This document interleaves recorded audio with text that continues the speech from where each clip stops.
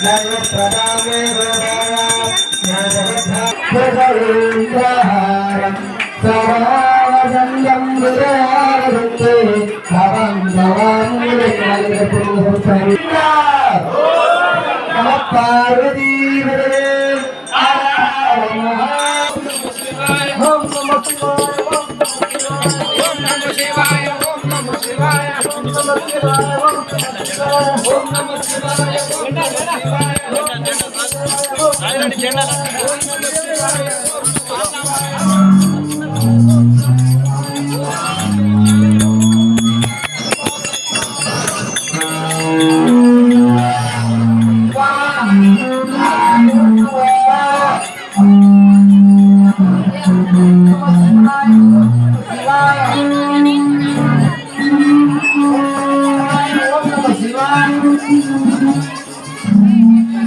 ठीक है वाला लास्ट याद रहा है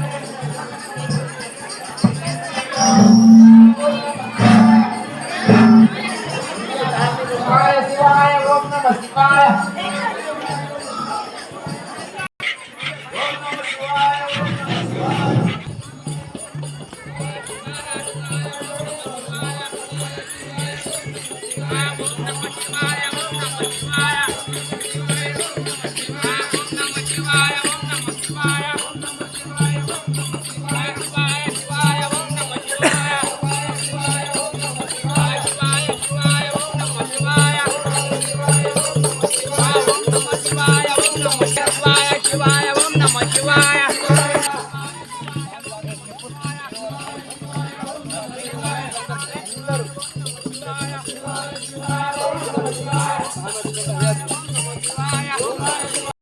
మెల్లగా కొంచెం మెల్లగా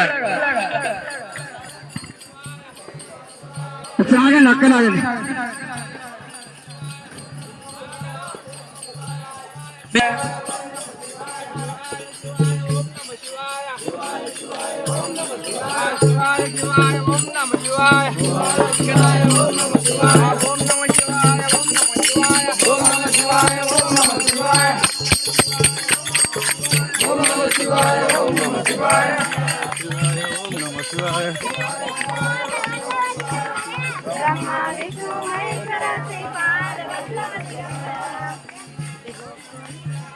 दिगंबर श्रीपाद वल्लभ दिगंबर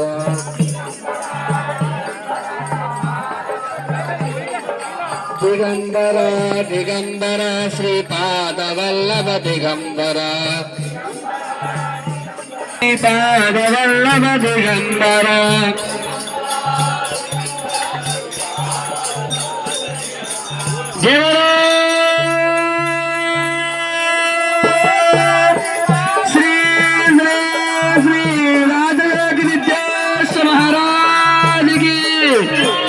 ఆగండి భజన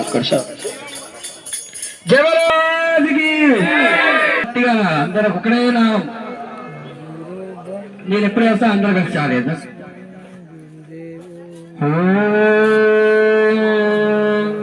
సాక్షాత్ పరబ్రహ్మ తస్మై శ్రీ గురవే నమః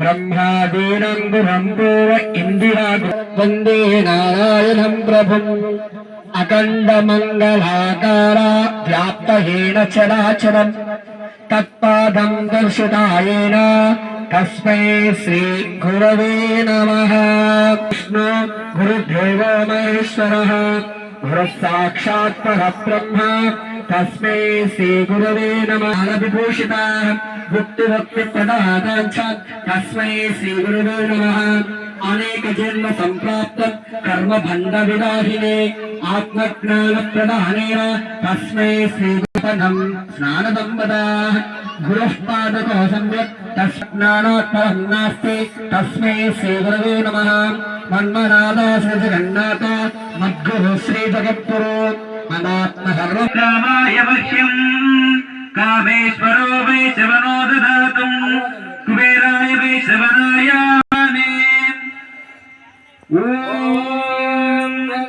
పాత్రం రాజన్నేకదా సారీతిన్ ఏకదా బ్రహ్మోపహారితిన్ సామ్రాజ్యం భూజం बलवैष्णो भूत्वा फलप्रदानं च करिष्यते फलप्रदानं च करिष्यते उदाहरणं ददातम् अग्निपूर्वे वृतिभ्योरुतान्नयुता तदेव एव वक्ष्यते ॐ ब्रह्मणे त्वमां मधुमे त्वमां ब्रह्ममेव मधुमे त्वमां ॐ बृहस्पतिर्भुवे गन्धे सागरम् ॐ भूर्भुवस्वः तस्तविदुर्वरेण्यं भर्गो देवस्य धीमहि धियो यो न प्रचोदयात् राजाधिराज योगिराज परब्रह्म सद्गुरुं श्री श्री श्री श्री राजयोगी सिद्धेश्वर महाराज की जय राजाधिराज योगिराज परब्रह्म सद्गुरु श्री श्री श्री राजयोगी सिद्धेश्वर महाराज की जय राजाधिराज योगिराज परब्रह्म सद्गुरु श्री श्री श्री राजयोगी सिद्धेश्वर महाराज की जय राजाधिराज योगिराज परब्रह्म सद्गुरु श्री श्री श्री राजयोगी सिद्धेश्वर महाराज की राजाधिराज योगिराज परब्रह्म सद्गुरु श्री श्री श्री राजयोगी सिद्धेश्वर महाराज की అందరు సైజ్ జరగండి దిగంబర దిగంబర శ్రీ భారవల్లభ దిగంబర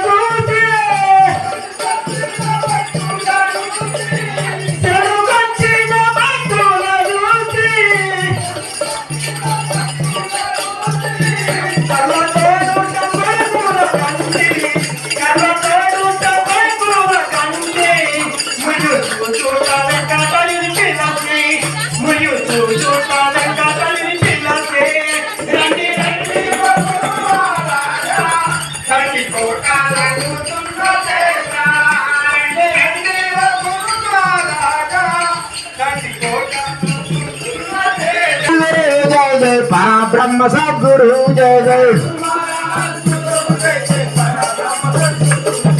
गुरु महाराज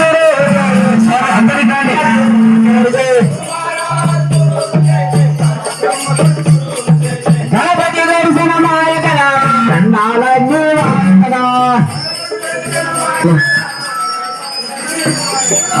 गुरु महाराज गुरु जय जय परब्रह्म सद्गुरु जय जय गुरु महाराज गुरु जय जय परब्रह्म सद्गुरु जय जय ओ ఈశ్వరుడు దగ్గర పరమేశ్వరుడు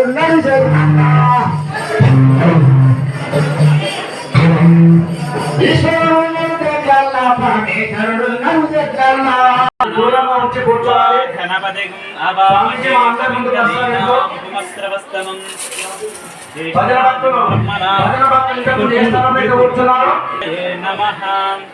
ఓం చంచమే మయచ్చమే ప్రేంచమే కామచ్చమే కామాచ్చమే సౌమ్యనసచ్చమే భజంచమే శ్రేయంచమే వసంచమే వసంచమే ధరించమే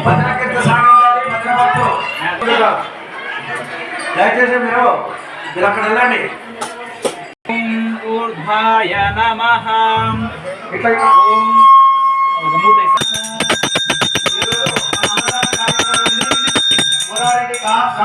మరియు భవాని శ్రీరామ శ్రీరామాలు గారు ఇంతమంది భక్తులకు ఈరోజు కార్యక్రమాన్ని చేపట్టారు. వారికి శివయాసనాలు కోరుకుంటున్నాం. మనం కాదనగానే ఏదైనా వచ్చినప్పుడు కూరగాయలు సౌద చేసి మన మార్కెట్ నుంచి ఆఫీసర్ అయినటువంటి భూమాయి సార్ వచ్చారు. వారికి మనము శివయాసనాలు కోరుకుంటాము. ఓం నమః శివాయ.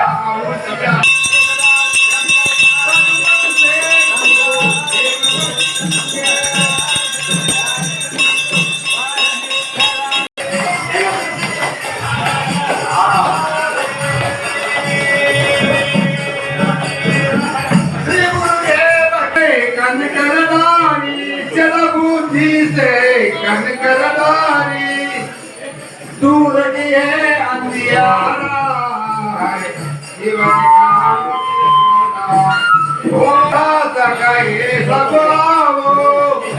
मंत्र ली जाओ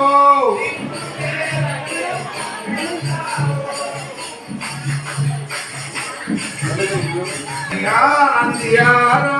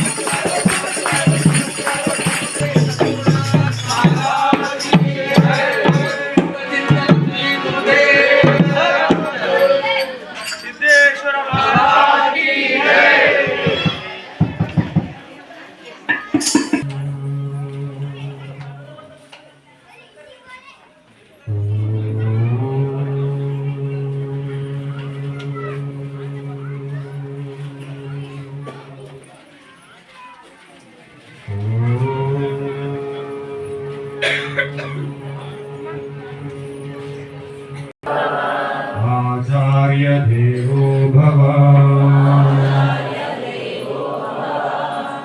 ॐ शुक्लां भरधरं विष्णुं शशिवर्णं चतुर्भुजं प्रसन्नवदनं ध्यायेत्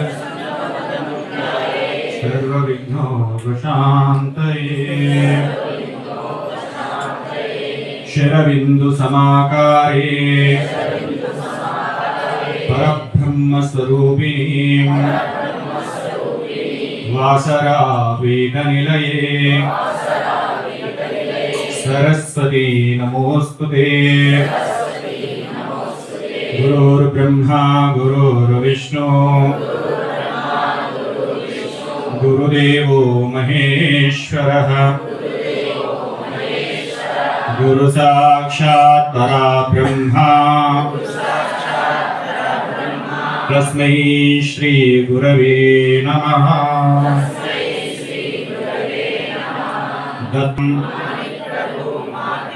अस्मदाचार्य पर्यन्ताम्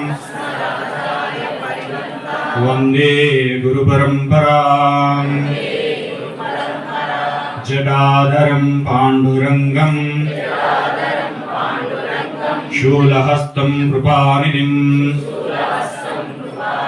सर्वरोगहरं देवं दत्तात्रेयम् अहं भजे। उग्रं वीरं महाविष्णुं ज्वलान्तं सर्वतोमुखं नृसिंहं भीषणं भद्रं मृत्योर्मृत्युन्नमाम्यहम्। बोल गणेश महाराज की सरस्वती माता की दत्तात्रेय भगवान की भोला शंकर भगवान की अवधूत चिंतन श्री गुरुदेव दत्तात्रेय।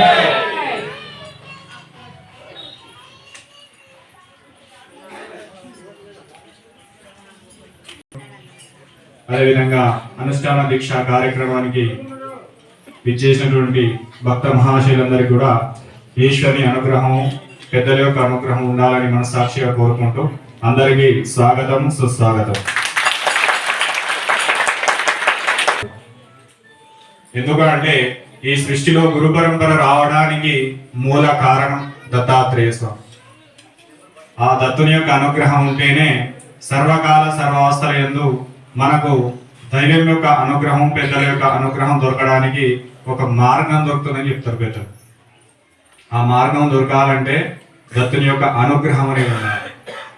ఈ దత్తాత్రేయ స్వామి యొక్క అనుగ్రహం కోసం సర్వే జనా సుఖినో భవంతు ఉన్నటువంటి చరాచర సృష్టిలో ఉన్నటువంటి అన్ని వర్గాల వారు అన్ని వర్గాల ప్రాణులు కూడా చల్లగా సుఖశాంతి సంతోషాలతో ఉండాలన్నటువంటి ఒక లోక కళ్యాణ కార్యక్రమాన్ని దృష్టిలో పెట్టుకొని ఆ యొక్క ఈశ్వరుని యొక్క అనుగ్రహం ద్వారా అనుష్ఠాన దీక్ష మన లింగముట్టులో ఇది రెండోది పరిపూర్ణంగా పూర్తయింది।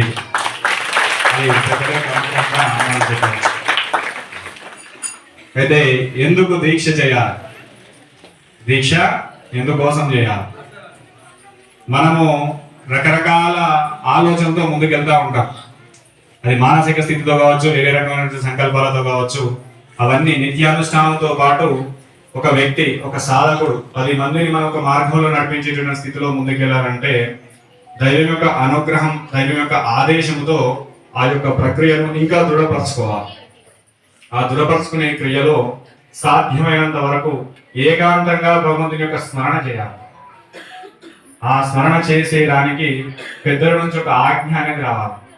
మనకై మనం చేస్తే పనిచేయదు, మనకై మనం ముందుకెళ్ళినా ఆ సాధన అనేది ఫలితాన్ని ఇయ్యదు। అంటే స్వగురు పరమగురు పరమేశ్వర గురు పరాత్పర గురు అనేది ఒక గురు పారంపర్యం అనేది ఉంటుంది, ఒక గురు మండలం అనేది ఉంటుంది। ఆ గురుమండలం నుంచి మన పెద్దల నుంచి ఒక ఆజ్ఞ వచ్చిన తర్వాతనే సాధకుడు మనకై మనం ఆ సాధన మొదలెట్టది ఫలించదు। గురువు లేని విద్య గుడ్డి విద్య అని చెప్తుంది మన దుర్గా శాస్త్రం। గురువు లేని విద్య గుడ్డి విద్య। ఆ గుడ్డి విద్యను మనం అనుసరిస్తే ఫలితం అనేది ఉండదు। ఆ యొక్క ఫలితం మనకు రావాలి అని అంటే తప్పనిసరిగా మనకు గురువు నుంచి ఆజ్ఞ అనేది రావాలి. అది దాదాపు 2010 కార్తీక పౌర్ణమి తర్వాత మార్గశిర మాసం, ఇదే మన దత్త జయంతి నుంచి పెద్దలు మాకు అప్పగించిన బాధ్యతను, ఆ యొక్క అనుగ్రహాన్ని మనస్ఫూర్తిగా స్వీకరించి నేటితో అది 13 సంవత్సరాలు పూర్తయి 14 సంవత్సరాలు అడుగుపెట్టి, అందులో ఈ 2 సంవత్సరాల నుంచి అంటే మనం ఆశ్రమంలో చేసేటటువంటి దీక్షా విధానం ఒక 21 రోజుల కార్యక్రమం ఇక్కడ చేస్తూ ఉన్నాం. ఈ లింగంగుట్టలో కూడా మనకు దినదినం సంఖ్య పెరుగుతున్నది. ఎంతో మంది మహాత్ములు, ఎంతో మంది లౌకిక జనాలు కూడా ఆలయానికి వచ్చి దర్శనం చేసుకుని వెళ్తున్నారు. కాబట్టి మన మాసము నిత్యము చేసేటటువంటి కార్యక్రమాలతో పాటు ఇంకా కొద్దిగా అందరికి కూడా అనుకుంటేనే పనులు అయిపోవాలి. శివయ్య దర్శనం చేస్తేనే అందరికీ ఫలితం రావాలనే ఉద్దేశంతో మీ అందరి యొక్క అనుగ్రహం, ఆ భగవంతుని ద్వారా మీకు మంచి అనుగ్రహం రావాలని సత్సంకల్పంతో ఈరోజు మన దీక్షను 2 సంవత్సరాలు స్టార్ట్ చేయడం జరిగింది. ఆ అనుగ్రహం ఎందుకోసం అంటే మీరు మంచిగా ఉండాలి. ఎక్కడున్నా భగవంతుని ఏ చెట్టు కింద కూర్చున్నా నాకు నడుస్తుంది. ఎక్కడ చేసుకున్నా భగవద్నామం చేసుకోవచ్చు. ఇక్కడనే ఎందుకు చేస్తున్నాం అంటే ఈ స్థలంలో మీరు అందరూ వచ్చి దర్శనం చేసుకుని ఈశ్వరుని యొక్క కృపకు పాత్ర కావడానికి ప్రయత్నం చేస్తున్నారు. కాబట్టి ఆ ప్రయత్నం ఇంకా కొద్దిగా సులభం కావాలి. ఒక్కొక్కరి మనం ఎన్నోసార్లు రమ్మని చెప్తున్నాం, ఎన్నోసార్లు కాదు, మంచి సంకల్పముతో భగవంతుని మీద మంచి విశ్వాసంతో ఒక్కసారి వచ్చి స్వామి దర్శనం చేసుకుని పోతే మీకు పనులు కావాలి అనే లోక కళ్యాణ కార్యక్రమం కోసం మనం ఇక్కడ కార్యక్రమం మొదలుపెట్టడం జరిగింది. అందులో వార్షికోత్సవం కలుపుకొని 3 రోజుల కార్యక్రమాలు అంగరంగ వైభవంగా మనం ఈ కార్యక్రమం చేస్తున్నాం. దానికంటే కూడా ఆనందంగా, ఎలాంటి ఆటంకాలు లేకుండా ఆనందప్రాయంగా ఊహించిన దానికంటే ఆనందంగా జరిగింది. అది ఈశ్వరుడు యొక్క అనుగ్రహం. ఒక సంఖ్య పెట్టుకుని వెళ్దాం అక్కడికి. ఆ సంఖ్య పూర్తి చేయడం అనేది భగవంతుని చేతులు ఉంటుంది. నిర్ణయం చేపించేది తనే, దాన్ని పూర్తి చేసేది తనే. నేను ఇంత సంఖ్య పెట్టుకున్నా, నేను చేయగలుగుతా అనేటువంటి అహంకారంతో మనం వెళ్తే అది ఏమవుతుంది, విఫలమైపోతుంది. అది సఫలం కావాలంటే ఇచ్చినటువంటి ఆజ్ఞ నీదే, ఇచ్చినటువంటి అనుగ్రహం నీదే, దాన్ని పరిపూర్ణం చేసేటటువంటి ఆ యొక్క కరుణ కూడా నీదే అని దానికి అప్పచెప్పి 5 రోజులు చేసేటటువంటి సంఖ్యను 3 రోజులుగా చేయాలి. ఆ సంఖ్య చేయాలంటే మనకు కొద్దిగా ఎక్కువ మనం కూర్చోడానికి ప్రయత్నం చేయాలి. ఆ కూర్చోడానికి కూడా ఈశ్వరుని యొక్క అనుగ్రహం ఉండాలి. చాలా మంది సాధన చేసేటటువంటి సమయంలో కూర్చునే విషయంలో కొద్దిగా ఇబ్బందులు పడతా ఉంటారు. ఆ ఇబ్బందులు ఎందుకంటే మనం భగవంతుని యొక్క ఆజ్ఞ లేనిది మనంతరం మనం గురువు యొక్క ఆజ్ఞ అనేది ఉండాలి. గురువు ఆజ్ఞ లేని మనకైనా మనం కూర్చుంటే ఫలితం అనేది ఉంటుంది. దాంట్లో మనకి ఏమవుతుంది, సాధనా భంగం అనేది జరుగుతుంది. ఆ సాధనా భంగం జరగకుండా అంటే తప్పనిసరి పెద్దల యొక్క అనుగ్రహం, దైవం యొక్క అనుగ్రహం తీసుకొని మనం కార్యక్రమం మొదలు పెట్టాలి. అలా చేసినట్టయితే ఆ కార్యక్రమం అంతా కూడా ఆయనే చూసుకుంటాడు. మనకి ఏ రకంగా జరిగినా భారం ఆయన మీద వేసినామంటే అంతా ఆయన చూసుకుంటాడు. ఒక అడుగు నాలుగు నేను భగవంతుడు. ఎప్పుడైతే మనం మనస్ఫూర్తిగా ఎలాంటి లౌకిక పరమైన కోరికలు లేకుండా, ఎలాంటి స్వార్థపరమైన కోరికలు లేకుండా భగవంతుని వైపు కనుక మనం నడక మొదలు పెట్టినామంటే మన ఎంబడి నుండి మనం తీసుకెళ్లేటువంటి స్థితి ఆయనే చూపెడతాడు. అది నిజమైనటువంటి సాధన. ఆ సాధన కోసం మనం నిరంతరం ప్రయత్నం చేయాలి. అంటే నేటి విశేషం ఏంటంటే దత్త జయంతి, దత్తాత్రేయ స్వామి యొక్క జయంతి అనేది సనాతన కృతయుగ ద్వాపార కలియుగే, యుగాల కంటే ముందు కృతాయుగం అని చెప్తారు. ఆ కృతయుగంలోనే దత్తాత్రేయ స్వామి ఆవిర్భవించడం అనేది జరిగింది. ఈ స్థితి మీ అందరికీ తెలిసినదైనా దత్త జయంతి రోజు మళ్ళీ మనం దాన్ని వినడం ద్వారా మన మనసు శుద్ధమై దత్తాత్రేయ స్వామి యొక్క సంపూర్ణ అనుగ్రహం మనకు దొరుకుతుందని సనాతన ధర్మం చెప్తా ఉంటారు. అంటే దత్తాత్రేయ స్వామి వారు ఆవిర్భవించడానికి ఆత్రి మహర్షి, అనసూయ మాత ఇద్దరు మీకు తెలిసినది. వాళ్ళు ఎందుకు భూమిపైన జన్మ తీసుకున్నారంటే సృష్టి యొక్క వికాసం కోసం, ఈ చరాచర సృష్టిని ఒక సద్మార్గంలో నడిపించడం కోసం, ఒక తపశక్తి కోసం, ఈ చరాచర సృష్టి అంటే భవిష్యత్ తరాలు ఎలా ఉన్నాయో, భవిష్యత్తు ఎంత కష్టకరంగా ఉన్నదో, ఎంత ఇబ్బందికరంగా ఉన్నదో వాళ్ళు ముందే గ్రహించి ఈ స్థితికి మనం అన్ని రకాలుగా శుభ ఫలితాన్ని, ఒక లోక కళ్యాణ కార్యక్రమాన్ని మనం చేయాలి అంటే ఏదో ఒకటి మనం ఈ సృష్టికి అందించాలని ఒక సత్సంప్రదాయంతో మహానుభావులు, మహర్షులు ఎవరు చేసినా కూడా తన కోసం తాను తాపత్రయవాడు మానవుడు, ఇతరుల కోసం చరాచర సృష్టి కోసం బాగుండాలనేటువంటి మహర్షి. అట్లాంటి వాళ్ళలో అత్రి మహర్షి ప్రథముడు అని చెప్తారు శాస్త్రంలో. అత్రి మహర్షి యొక్క స్థితి ఆ విధంగా ఉంటుంది. ఆ స్థితి ద్వారా ఆ అమ్మవారి యొక్క అనుగ్రహం, అనసూయ మాత, అత్రి మహర్షి దాంపత్య జీవితంలో సాధన చేసుకుంటూ ముందుకెళ్తున్న క్రమంలో అమ్మవారి యొక్క కరుణ, ఒక పురుషుడు విజయాన్ని సాధిస్తున్నాడు అంటే ఆ ఇంట్లో ఉన్న స్త్రీ యొక్క సపోర్ట్ ఉంటుంది. స్త్రీ సపోర్ట్ ఏంది, ఏం చేయలేం. పదార్థం ఏమైనా ఉద్యోగం చేయాలి, రేపు పోతుంది కూర్చో, రేపు పోతే పని కాదు. ఎప్పుడైనా ఖచ్చితంగా ఇంట్లో ఉన్నటువంటి స్త్రీల యొక్క సపోర్ట్ అనేది పురుషులకు ఉండాలి. ఎవలకు? సత్పురుషులకు. అదే నేను దాని పోతానని పంపించలేదని చెప్పేటోళ్ళు కూడా ఉంటారు. అట్లా చెప్పుడు కాదు, మంచి పరం కోసం పోయేటోళ్ళు కావాలి. అంటే లోక కళ్యాణ కార్యక్రమం నీకోసం నువ్వు తాపత్రయపడుతూ వెళ్ళినా మంచిదే, కానీ ఇతరులు చెడగొట్టేటట్టు తాపత్రయంతో వెళ్ళడం అనేది అది సరైన పద్ధతి కాదు. కాబట్టి ఆ యొక్క స్థితి నుంచి మనం ముందుకెళ్లాలనే ఒక ఆలోచన మీలో మీరు గ్రహించుకోవాలి. ముందుకెళ్ళి మనం చేసే పని ఏంది, చెడు పని ఏంది గ్రహించుకుంటూ ఆ యొక్క స్థితిని ముందుకు తీసుకెళ్లేటువంటి ప్రయత్నం చేస్తే ప్రతి ఒక్క కుటుంబం అదొక ఆశ్రమం అవుతుంది. ప్రతి ఒక్క ఇల్లు కూడా దేవాలయం అవుతుంది. ఆ దేవాలయం కావాలి అంటే ఇంట్లో ముందు స్త్రీమూర్తులు ఒక మంచి నిర్ణయంతో ఉండాలి. ఆ నిర్ణయమే పురుషులకు ఒక ఆయుధమై వాళ్ళు కూడా మహాత్మావుగా ముందుకెళ్ళడానికి ఒక అవకాశం ఉంటుంది. అదే వీలు లేకుండా ముళ్ళతో రాళ్లతో నిండి ఉన్నది. ఆ తల్లి యొక్క ప్రతిపత్తి మహిమతో ఏమవుతుంది, ఆ ప్రాంతం అంతా కూడా మనకు ఒక చక్కని రుణులాగా, చక్కని యొక్క మంచి వాతావరణం లాగా ఏర్పడిన స్థితి కలిగింది. ఎందుకు ఆ రకంగా కలిగింది? అమ్మ ఏం చేసేది అంటే భర్తనే ప్రత్యక్ష ధైర్యంగా చూసుకుంటూ చేస్తున్నారు. సృష్టిని చల్లగా ఉంచడం కోసం, ఈ చరాచర సృష్టిని చల్లగా ఉంచడం కోసం ఈ సృష్టికి మనవంతగా ఏదైనా ఒకటి చేయాలి. ఈ సృష్టికి మనవంతగా, ఎందుకంటే భవిష్యత్ తరాల కలియుగం రాబోతుంది. కృత ద్వైత ద్వాపార కలియుగం వచ్చేది అన్ని యుగాల కంటే కలియుగం చాలా డేంజర్. అన్నిటికంటే కూడా మనకి ఇబ్బంది కలిగేటటువంటి విధంగా ఏ యుగం ఉంటుంది, కలియుగం ఉంటుంది. కలియుగం వరకు కూడా మన యొక్క శక్తి ప్రసరింప చేయాలి అంటే ఆ స్థితిలో మనం ఆనందదాయకంగా ఉండాలి భక్తులందరూ. అంటే ఇప్పుడు మనం ఏదో కష్టపడాలి. మహాత్ములు ఇప్పుడు కష్టపడుతున్నారంటే భౌతిక శరాలకు ఏదో ఒకటి అందుతుంది అని దాని యొక్క అర్థం. ఆ అర్థాన్ని వాళ్ళు ముందుకు తీసుకెళ్లుకుంటూ అలా చరాచర సృష్టిలో ఒక మంచి ధనాన్ని చేయాలనే ఉద్దేశంతో వాళ్ళు ముందుకెళ్తున్న సందర్భంలో వాళ్ళ యొక్క ఆ యొక్క ఆశ్రమాన్ని ఒక స్త్రీమూర్తి కనుక ఒక పట్టుదలతో ఉంటే మనకు కావాల్సినవి అంటూ మన దగ్గరికి వస్తాయని చెప్తారు సనాతన. అప్పుడు ఆత్రి మహర్షి ఏం చేయాలి? ఇప్పుడంటే మనకి ఇంట్లో బోర్లు ఉన్నాయి, పైపులు వచ్చినాయి, నల్లలు వచ్చినాయి, అన్ని కూడా మనకి ఇంట్లో నీళ్లు ఉంటున్నాయి. వెనకటి కాలంలో ఒక ఆశ్రమం ఒక దగ్గర ఉన్నదంటే, ఒక ఇల్లు ఒక దగ్గర ఉందంటే ఒక చెరువుకో, ఒక నదికో, ఒక బావికో వెళ్ళి నీళ్లు తెచ్చుకోవాలి. అది కాదు లేకున్నా ఎక్కడైతే నదులు ఋషి సాంప్రదాయాన్ని పాటించేటటువంటి మహాత్ములు అందరూ కూడా పారేటటువంటి జలంలో స్నానం చేయాలి, ఆ జలాన్ని తీసుకొచ్చి అనుష్ఠానంకు వాడాలని సనాతన ధర్మంలో ఉండేటప్పుడు. అప్పుడు ఏం చేయాలి?